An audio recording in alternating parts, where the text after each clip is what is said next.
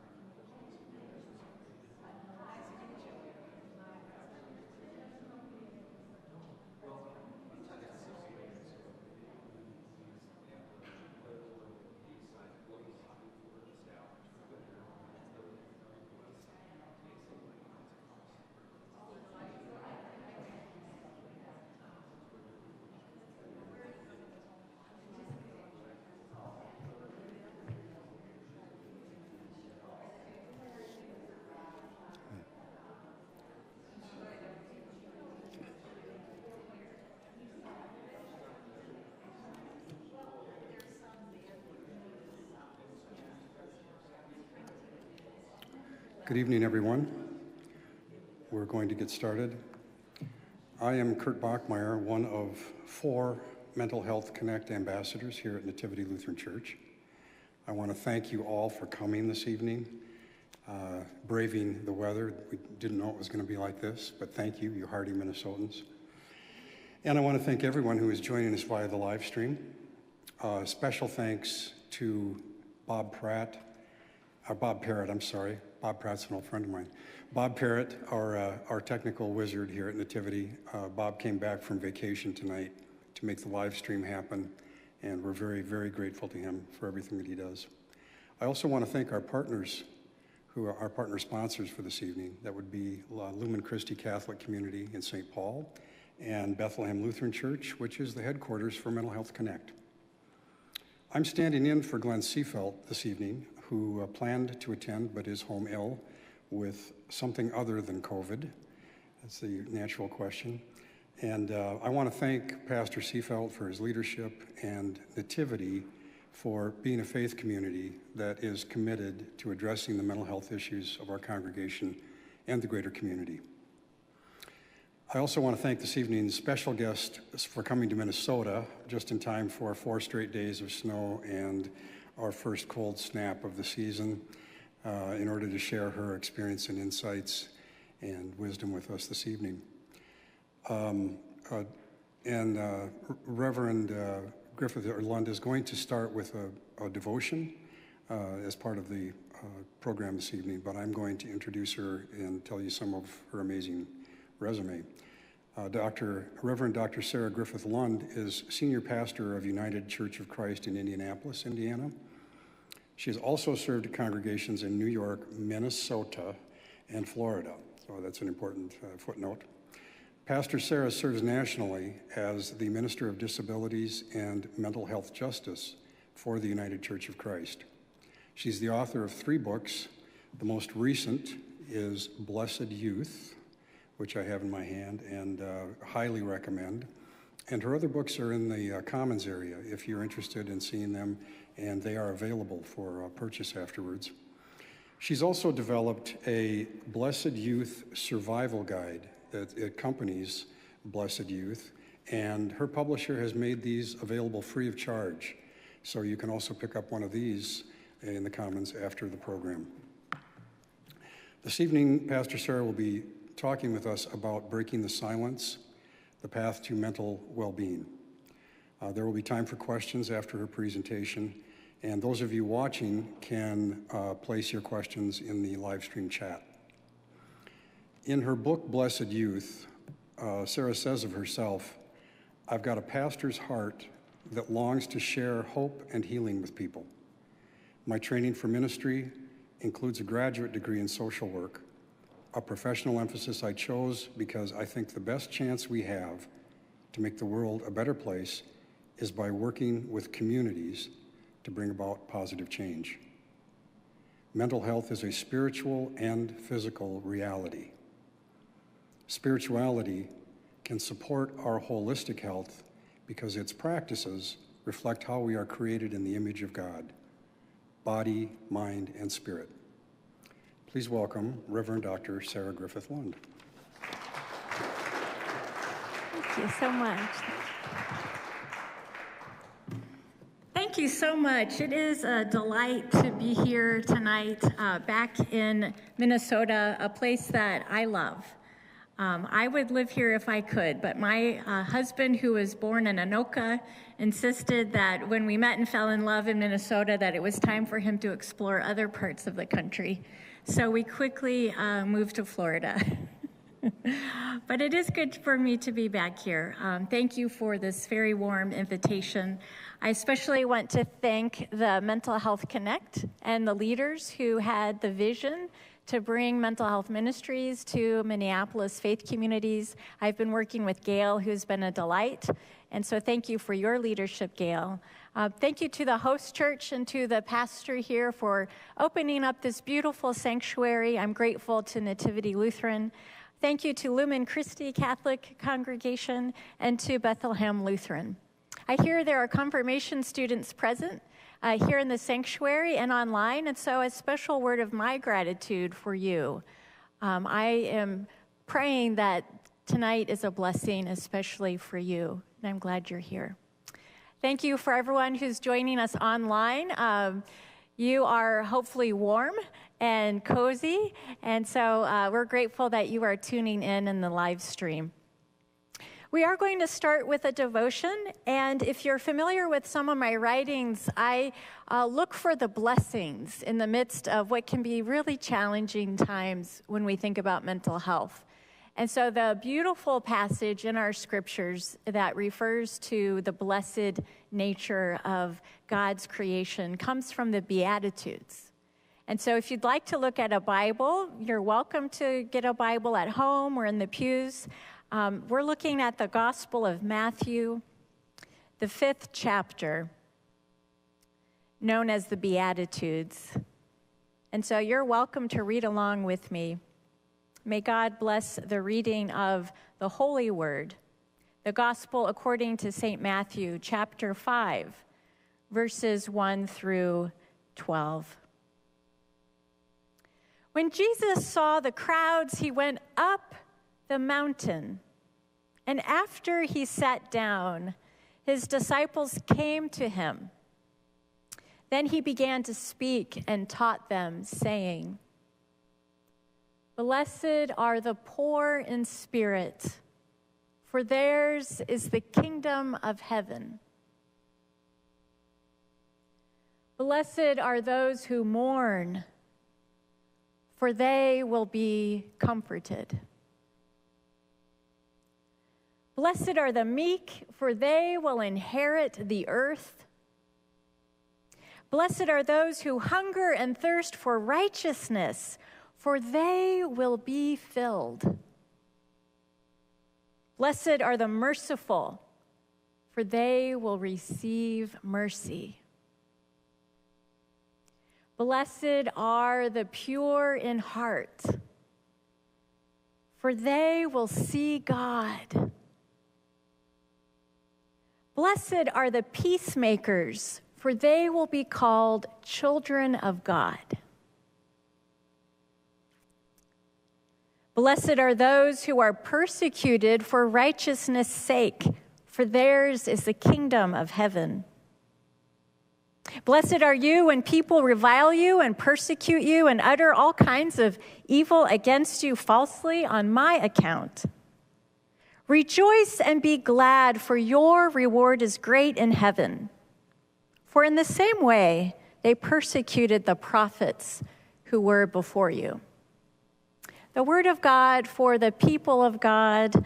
Thanks be to God. I invite us to take a sacred moment to allow the Spirit to speak to us in this time of silence.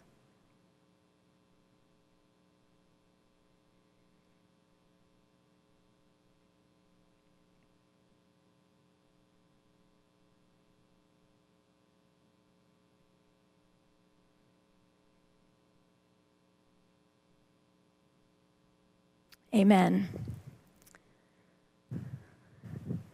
Breaking the silence, a path to well-being, to mental well-being and mental health.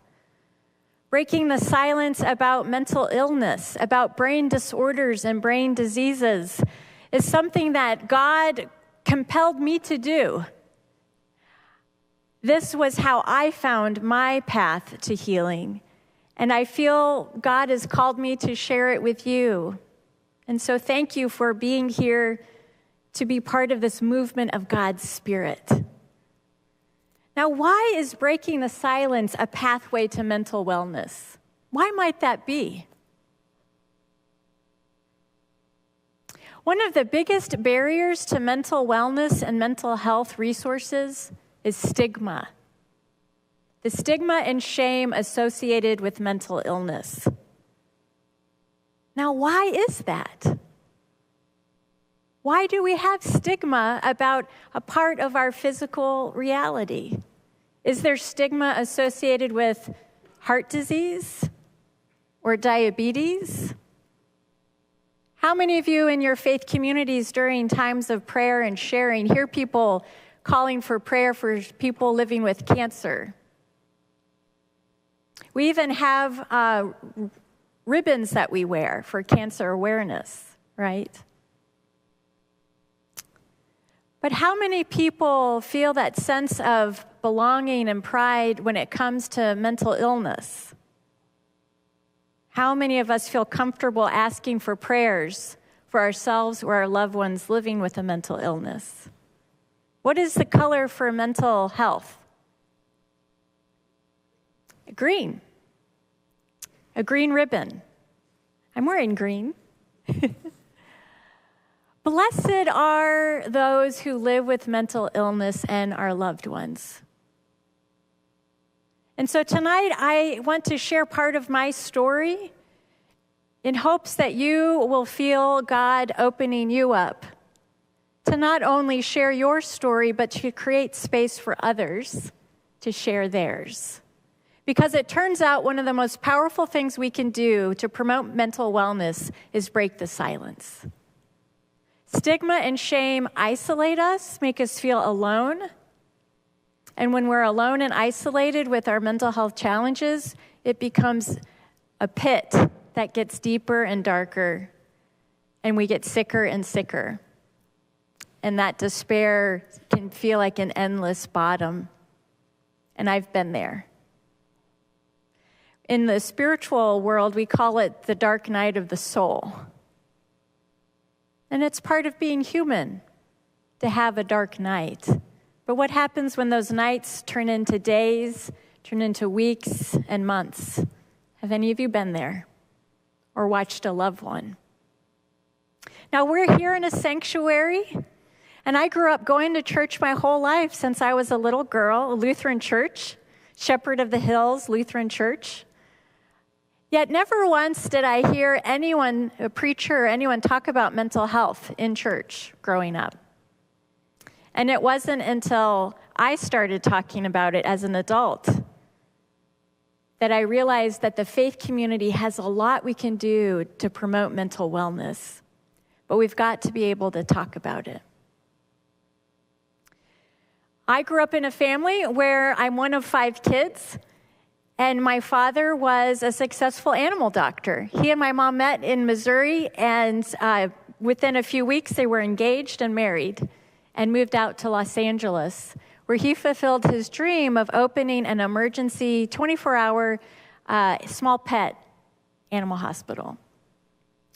He did well in his business. He became a leader in the community on the school board. My mom, after 6 years of trying to get pregnant, got pregnant 5 times. And so within 6 years, she had 5 children. And she was so happy. She wanted to have a big family. But something, and we still don't know to this day, something in my dad's brain changed. And it was gradual, but it got to the point where we all realized he needed help, but he didn't realize it. The way he was behaving, the things he would say, the things he started to do and accuse us of doing, it just didn't make sense. He started spending the night at the animal hospital and not coming home. He started giving his money away to other organizations, political ones. Anyone heard of Lyndon LaRouche? All of my college savings went to that organization and that of my siblings. He believed so passionately in this organization that that would be what would save the world. And with his other beliefs, he started to feel like there were plots against him and that his children were part of an evil plot and conspiracy. And that's where things for us became unsafe. My mother turned to a person that she thought she could trust. And who might have that been? Her pastor. She began to tell her pastor what was happening, and he gave her some advice. What do you think the pastor said? Pray. He actually said something that is great advice. Go to a counselor. So as clergy, I recommend all of us to have referrals so that when someone comes to us that we know where they can go to get help. Do you know where you can go to get help if you're facing a crisis or a challenge? Do you have a therapist or a counselor, someone trusted that you can talk to?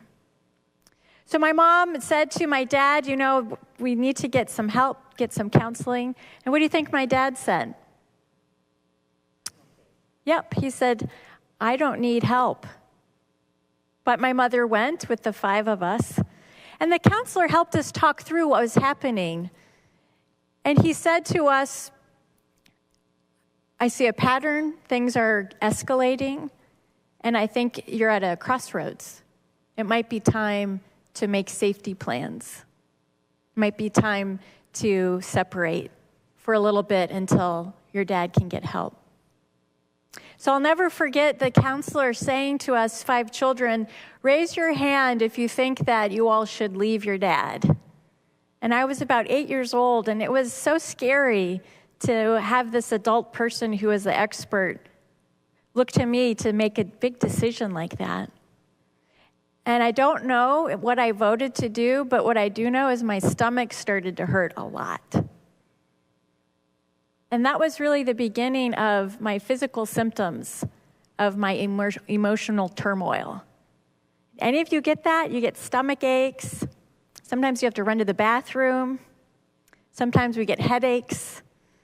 Later, I would start wetting the bed. I mean, these are embarrassing things. But I had all these emotions in my body and mind, and they had to go out somehow. So I thank the pastor for getting us professional mental health care.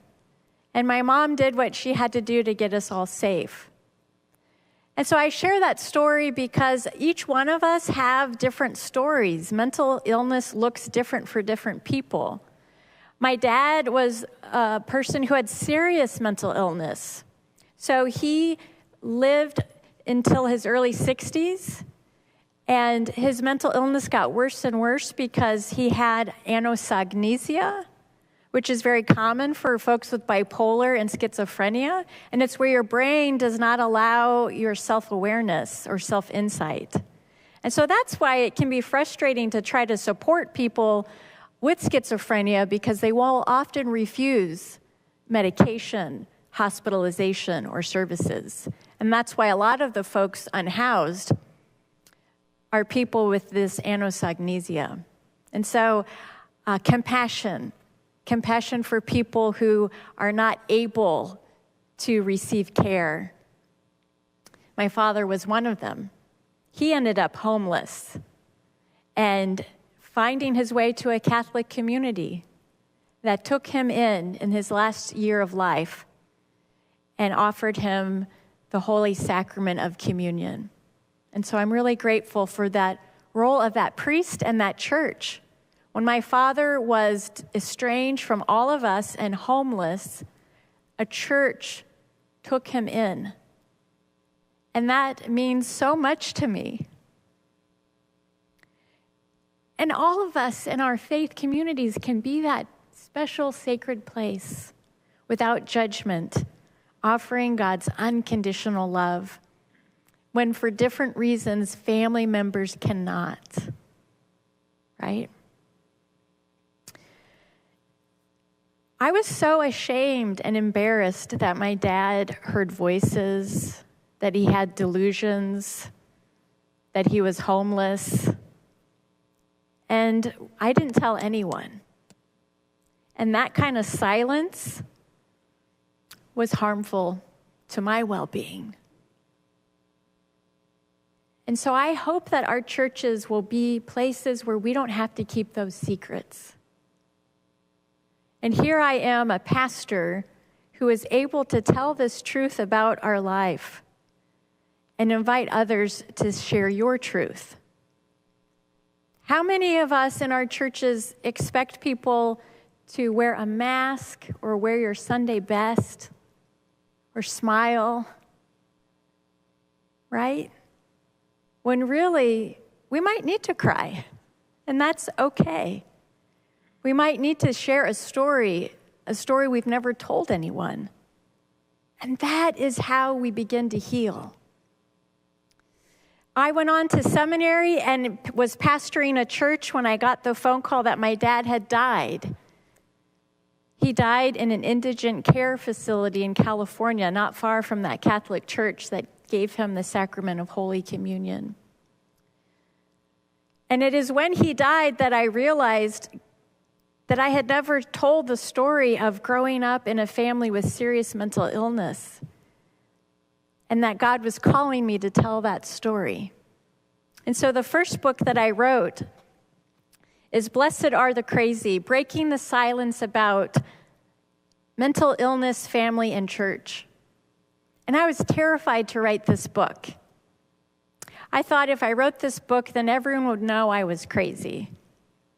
And maybe I would get fired from being a minister. Maybe no church would ever hire me again, because who wants a crazy pastor? Maybe I would become delusional. Maybe I would start hearing voices. I was scared. But I also knew that God wanted me to heal and to tell the stories. And so this book is often used by faith communities because I go first and I model the power of storytelling, talking about my dad. A lot of families have multiple generations of mental illness. There's been some evidence that there are genetics involved. And so, not surprisingly, in our family, my brother developed bipolar disorder. And so I share part of my brother's story. Again, brilliant people. He got his PhD in biochemistry. He got married to his high school sweetheart. But then his illness, even though it was treated with medicine and therapy, it began to become resistant to treatment. And that's what's so confusing and hard sometimes about our brains. is a medication can work for a while and then stop working. And so he wasn't able to teach anymore. His depression was too severe. And so he became fully disabled from bipolar disorder. And I'll never forget, he went to register for disability benefits, and the guy doing the registration was in a wheelchair and looked at my brother and said, you know, I'm in a wheelchair, and when people look at me, they see my disability. But when people look at you, they don't see it. And I think that's probably harder for you. And so that's another reality about mental illness that is stigmatized, is that it can be a disability. Not always, but sometimes. And there's a lot of shame around that for some people. Because my brother is 50 now, but people look at him and they question, well, what do you do? You know, what job do you have?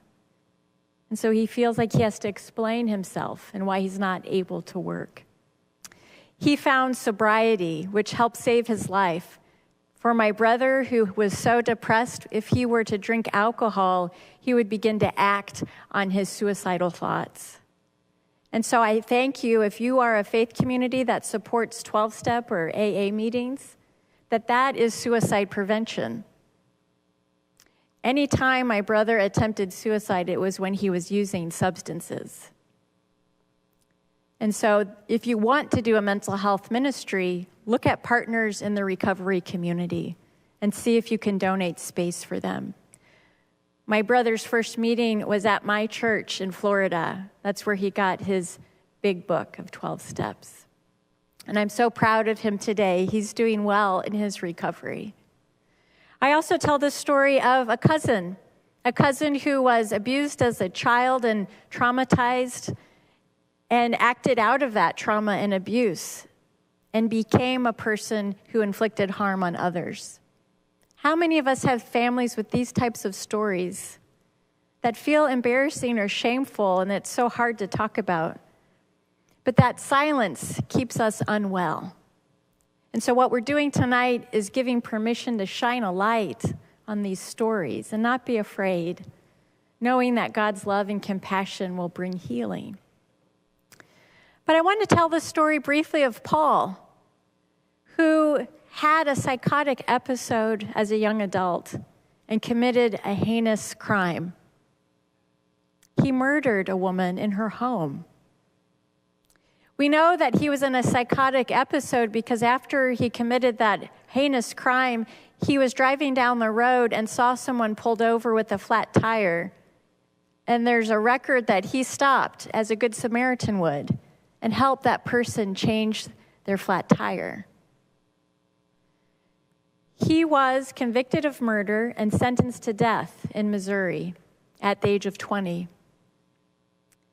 When they looked at his life, they saw years and years of abuse inflicted by my aunt, multiple mental illnesses that he had. Yet the jury believed that because he murdered a woman, he should die. I wonder what your thoughts are about the death penalty. And as a person of faith, what do you believe is the right thing to do? This was another shameful story from my family that we didn't want to tell anyone about. Yet when I was in college, we had a speaker, Sister Helen Prejean, who works tirelessly to advocate to end the death penalty, believing that God's mercy and compassion is for all of us, and that sins can be forgiven and people can be made well. When Sister Helen spoke at my college campus, I felt called to reconnect with my cousin, who out of shame I had disowned. And so he and I began writing letters. And he told me that the chaplain came to visit him, and he started Bible studies, and he was reconnecting his life with Jesus Christ. He started writing poems about God's love and the power of forgiveness, and that he was born again anew, redeemed as a child of God, and how much he loved God. I thought he could be a great preacher, given the love he had for God. But then I got a letter for him saying that his execution date was set. And it was right after Easter, my last semester in seminary, preparing to be a pastor. And he invited me to come and be with him on death row, to be his chaplain, and to pray with him. But for those of you in school, it was right during final exams. And so I went to my teacher and I was like, I know it's final exams, but my cousin wants me to come and be with him on death row. What should I do? And so for the confirmation students, I'm curious what you think the teacher said I should do. You think the teacher thought I should stay and do my exams or go and be with my cousin on death row? Exams. That's what I was hoping. But the professor said, Sarah, you are called to go and be with your cousin. That is holy ground. And so I went with my sister, who is a doctor, and my brother, who is a doctor.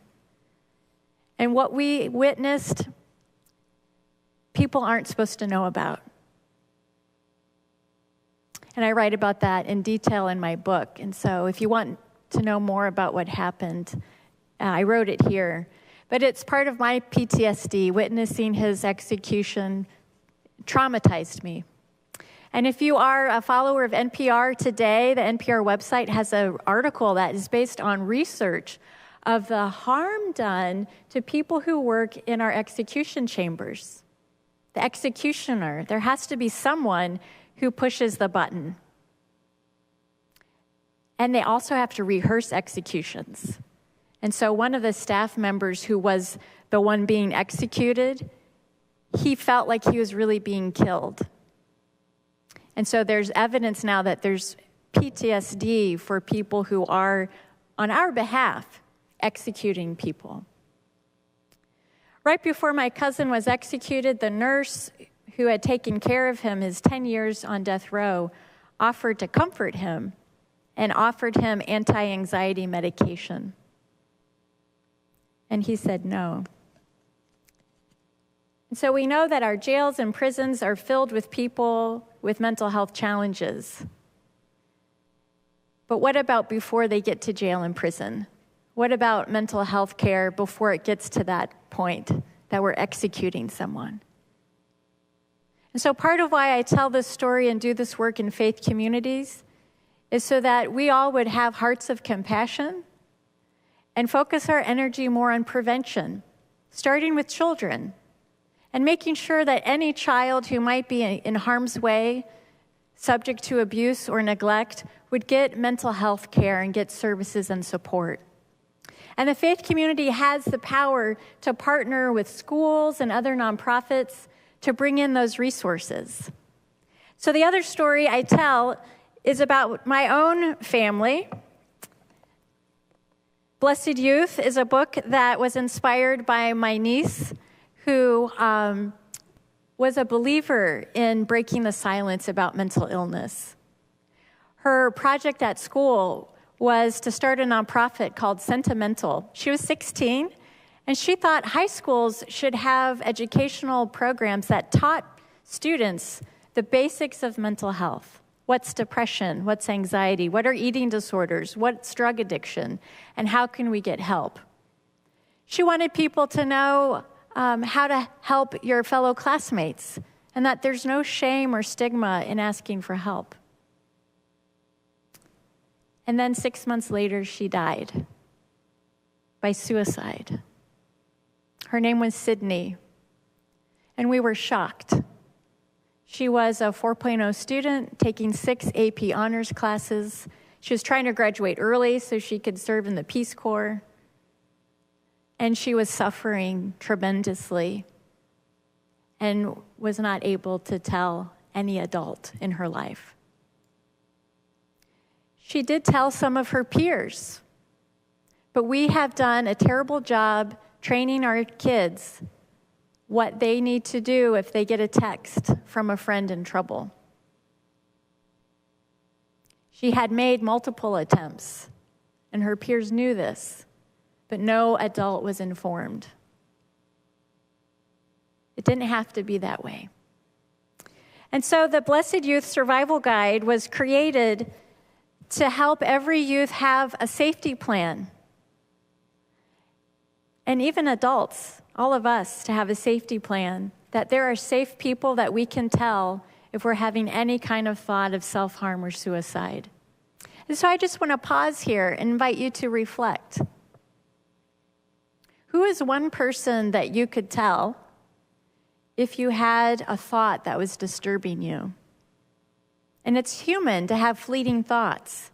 All of us at one point or another might feel like, is this even worth it? Why am I here? But that kind of nagging thought persistently can spiral faster than we know. So do you have a safe person you can tell? Who is it? I encourage you to think of 3 people and ask them if they will be your safe people. You could even say, I'm in a good place now, but I want to be prepared. If there's a time where I'm not, will you be one of my safe people I can tell? And then will you check on me? There's also a 988 number. How many of you have ever had to call 911? 911 is an emergency response line, but now we have one for mental health. And so you simply dial 988, and they will connect you to support services. And so that is a number we want you to share with other people. Another book I wrote talks about marriage, because if there is any stigma or shame, it is definitely in our marriages. Because a lot of times we try to cover up what's really happening in our intimate partnerships, trying to protect the people that we love. Or we're in denial. Stigma can be about ourselves. It's called self-stigma, where we just don't want to admit that things have gotten to the point where they have. If you are in a partnership where someone has a mental illness, you know what I'm talking about. It can be very tender and very sensitive, and your partner may not admit that they have a problem, but you see it. There's such a high rate of divorce in partnerships where there's mental illness, about 80%. And so if you are better off without that person, God bless you. I've been married 16 years. My husband has anxiety, depression, addiction. He's in recovery. I am in recovery with PTSD, and it's hard because there are some days where my husband can't get out of bed. There are some days where he's acting like a dry drunk, where he's raging, and so we have to have a safety plan. So how do I get support when I go through tough times like that? I'm in counseling. We have marriage counseling, and we have family counseling. And in those counseling sessions, I have a safe person to debrief with. This happened. Help me process how I respond to it. I believe that when we prepare people for marriage in our churches, we rarely ask about their mental health or the mental health histories of their families. But what if we did? And so I want to share with you some wedding vows that I wrote that I thought could be really helpful in terms of acknowledging the reality of mental illness. And wouldn't it be amazing if we could break the silence about it before there is an episode or a crisis? And so here is a new vow for marriage. This is my promise to you. I will see you as a whole person and not as your worst symptom. I will love you for who I know you to be and not for how you feel or behave. This is my promise to me. I will see myself as a whole person and not as my worst symptom. I will love myself for who I am known to be and not for how I feel or behave. And this is my promise to us. We will seek support from family, friends, and the wider circles of care so we can faithfully fulfill these promises. We will bless our marriage each and every day, knowing God is love and trusting that God is with us. The faith community, we're one of the few people who can claim that God loves us no matter what. And so my last message for you tonight is the power that you have to open your heart to God's love and to say within yourself and to others that mental health challenges, a mental illness, a disease or disorder is not a punishment from God. It is not because you have sinned or done anything wrong. It is because you are human and you have a brain and you've experienced life. And you are blessed. You are not cursed. You are blessed as a child of God. And you are loved just as you are. This is a message that you may not hear in every church, because still, even today, there are priests and preachers proclaiming that depression and suicide are all results of sin. And for people living with that, it is shaming, and it keeps us isolated and embarrassed to ask for help. There are still priests and preachers who proclaim that if you pray harder, if you read your Bible more, if you stop sinning, then you would be well. And that is so harmful. I believe we need to pray, we need to read the Bible, and we also need to treat our brains as part of God's creation and the science that we have to treat our brains with medications and therapy. And so I encourage you to have these conversations with people you care about and know and love, to be honest with yourself about what your struggles are, and to find a person you can talk to about what you have experienced in your life. And know that you are not alone, that there is hope and healing when we come together as community, where we remind each other of our blessedness and our belovedness as children of God, and where we shine that light of God's hope upon each other. Looking back at my father's life, I can feel sorry for myself. I can feel angry and discouraged. But I also can say, where was God in my dad's life?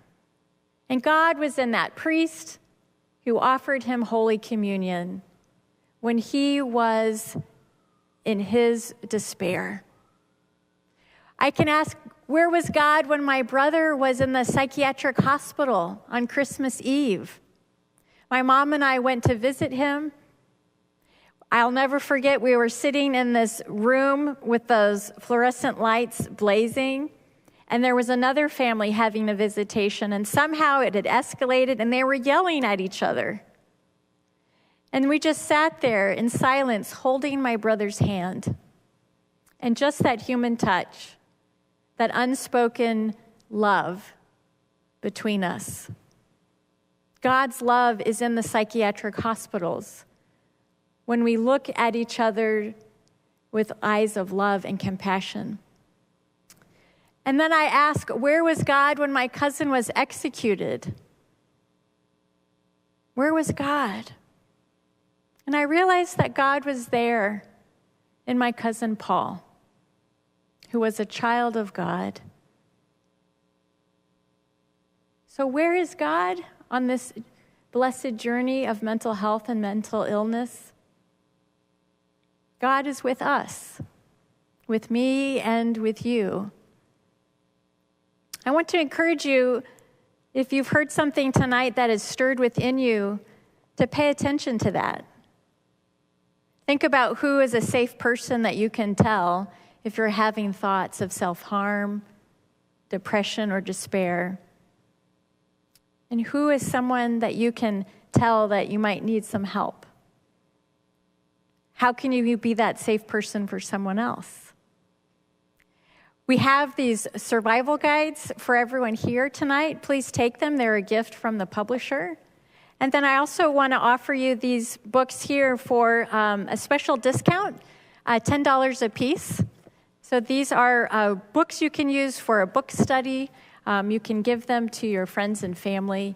There are resources to support you, to help you do the work that God is calling you to do in the world. Breaking the silence, sharing love and compassion, knowing that you're not alone and that you are loved. I think we'll have time for some questions. And I did write books about this, and I want to be an open book tonight. And so ask me anything. I'll tell you if I'm not comfortable answering it. But I really look forward to questions from the live stream and then questions from those here tonight. Especially if our students have questions. I'd be happy to answer any thoughts you have or to share more. Yes? Just a second.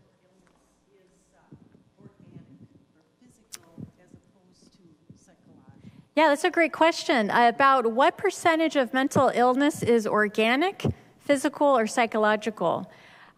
We do not know very much about the brain. There are several different causes of mental health challenges. Environment, right? Situations, the pandemic, biology, and so there are certain disorders that tend to run in families, like bipolar and schizophrenia and addictions. So there's no one known cause. It's multiple things. And that's why we need multiple approaches to treat them. So it's faith communities that are supportive, medications and therapy. We do know that 1 in 4 people have a mental health challenge, and some statistics show that it's doubled since the pandemic. So about half of us are experiencing anxiety, depression, eating disorders, substance use. It's pretty common right now, and our youth are showing a lot more signs of that than ever before. Higher rates of suicide, very fast-growing rates of suicide for girls ages 8 to 11. And I think youth talk a lot more about it than we realize. And so that's why it's our responsibility as adults, talking to grandchildren, children we care about, to say, it's okay, you can talk to me about it. I want to listen and know what's really going on for you and your classmates and your friends. Yes?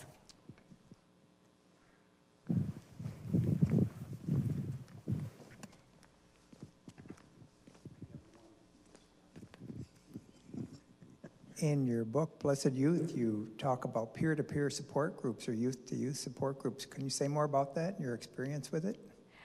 There's really good evidence that peer support creates that environment where you can break the silence and tell your stories because they relate to each other. And so the National Alliance on Mental Illness has partnered with school districts across the country to bring peer support into schools. San Antonio has a great model of that. And so for our youth here tonight, I'm wondering what you think of that, about your school starting a mental health club. So you would start a before school or after school club, and it's really to give you training, and you could take mental health first aid, and it helps you be a peer support to your classmates. And that might open up new career opportunities for you to be a psychiatrist or a counselor or someone to help serve in the community. And so that's where we really see peer groups taking off as a very effective model. Also, churches can have peer groups. One of the models I helped develop is churches can become wise for mental health, welcoming, inclusive, supportive, and engaged. And one of the key supports is these groups. So our group meets every Thursday on Zoom. We call it a spiritual support group. Never underestimating the power of creating a safe space to tell stories and to know we're loving and praying for each other. We're not trying to fix people, but we're saying you can break the silence. You're not alone. We love you. This is a safe place to be seen and heard. And that's powerful among peers. In the disability community, we say nothing about us without us. And so people with disabilities and mental health challenges, they know a lot. They're the experts on what their lives are like. And so that's why 12-step models are so effective. Those are basically peer models where we can offer that mutual support. And so it's really a beautiful thing for you all to try these peer groups, whether it's youth groups, in your school, or in your faith community? Yes? I think one thing that's important is when teens are told by another teen that something's wrong, they often will say, you can't tell anybody. Right. I'll never be your friend again if you tell me. Right. I know several kids who've been caught in that trap and are just so dismayed when the parent, if they share with their parent, that the parent goes. But I think that's an important piece to share with everyone. Right. So the youth sharing with each other what's happening, there's a sense of loyalty. You know, if I tell, I'll lose my friendship or I'll get in trouble. And when I talk to my friend who's a suicide prevention expert, she says that this is a life or death matter for your friend. Your friend could die if they don't get help. And so you're choosing life for your friend, and you're not doing anything wrong by making that choice to help save their life. So you always want to choose life and choose to tell.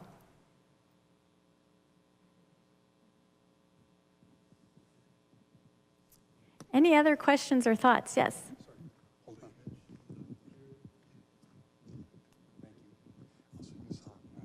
Thank you.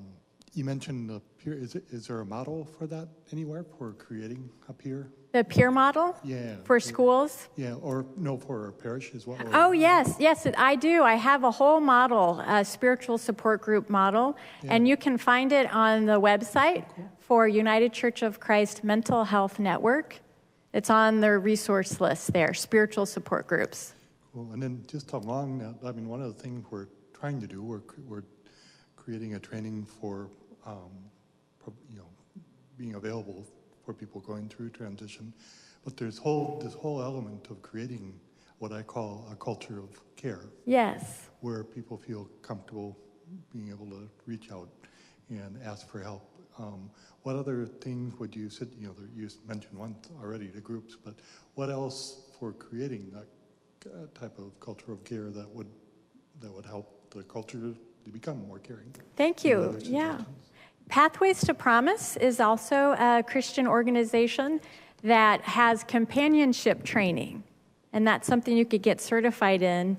And companionship really is showing up in a non-judgmental way, coming alongside someone. I mean, I'm sure you all can imagine a time where you saw someone and you noticed something's not quite right with that person, they're not quite well, but we don't really know how to interact with them. Companionship training helps us know how do you approach someone in a way that honors them. So often when we meet people, maybe in church, we'll say, "Hi, I'm Sarah. I'm a pastor. What do you do?" And we don't realize that starting with that, what do you do? I shared my brother is on disability. He doesn't have a job because of his illness. Just assuming that someone has this job, they can tell you what they do, is not hospitality. And so companioning honors where you are right there in that moment. And so that's some training I would highly suggest. Also, Mental Health First Aid is a nonprofit, and they offer online trainings or in-person trainings. How many of you are trained in Mental Health First Aid? They have training for youth as well. And so that's something I'd love to see every church do, is you host a mental health first aid training for your members, for your staff. It's 8 hours and you get a certificate. And it's basically Mental Health 101. And it will help train you what to do if there's a crisis, how to de-escalate, how to observe behaviors, and to know what might be going on for someone. I have two questions from the chat. Sorry, I used to more of the over-the-ear mic. So one question from the chat is anxiety considered a mental illness? And the second question is how would our online audience get access to your survival guide? So I believe Gail is going to be the person who collects information from our online friends about how to get resources. So I'll invite you to share about that in a moment. But anxiety, we throw around words like that, like, oh, I'm anxious or I'm stressed. I'm not a clinician, but But there are ways diagnostically to say, what makes this kind of everyday, I feel sad, I feel anxious, into a more clinical matter, right? And so that's for a clinician to answer. But a lot of us are feeling anxious and stressed. And so one of the questions you can ask is, does my anxiety interfere with my enjoyment of life? Does my anxiety interfere with my work, with my school? Is it interfering with my relationships? And so if you're noticing that it's starting to kind of disrupt relationships, enjoyment of life, work or school, then you might have a situation where you can feel better if you get help. You might need a medication and a therapist. There's some great new medications that really help adjust the brain chemistry, and that can help your anxiety kind of tamp down a little bit so that you can enjoy more of life. And there's no shame in taking medicine. It's one of God's gifts to us. I think we have a question here.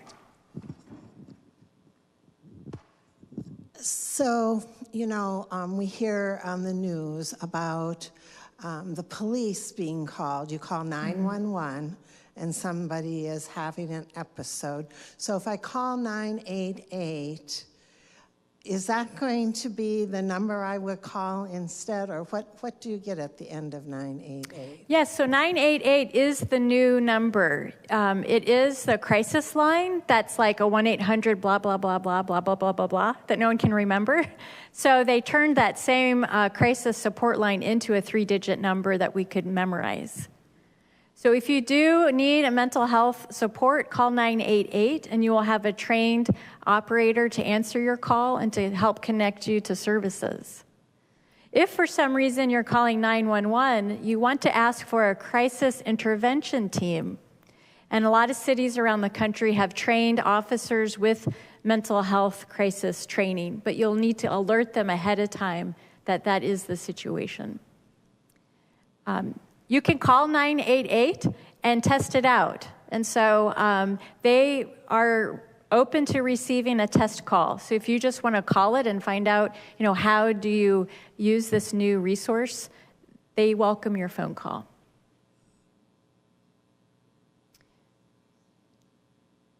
Any other questions or thoughts? Thank you. I'll invite Gail to share a little bit about how you can get the resources and some closing comments. Thank you.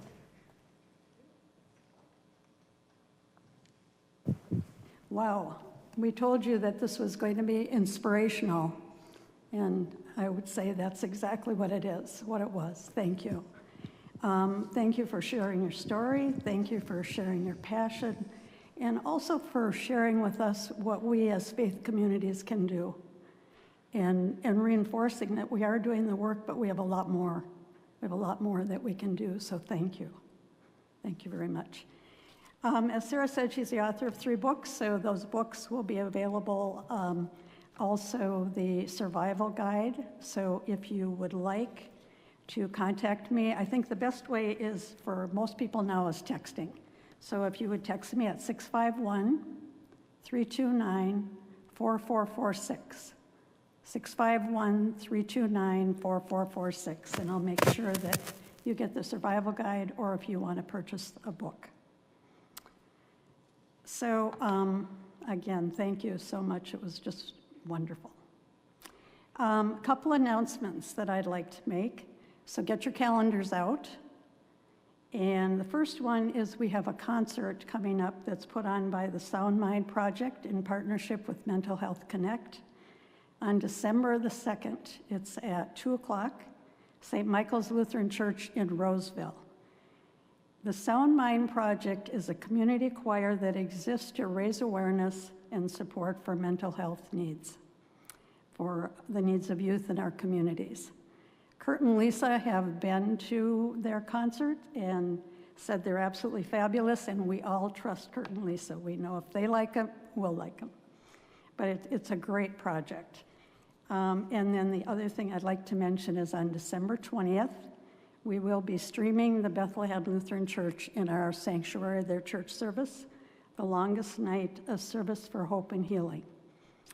This service recognizes that not only is there the joy at Christmas, but also sadness that comes to us around the Christmas season.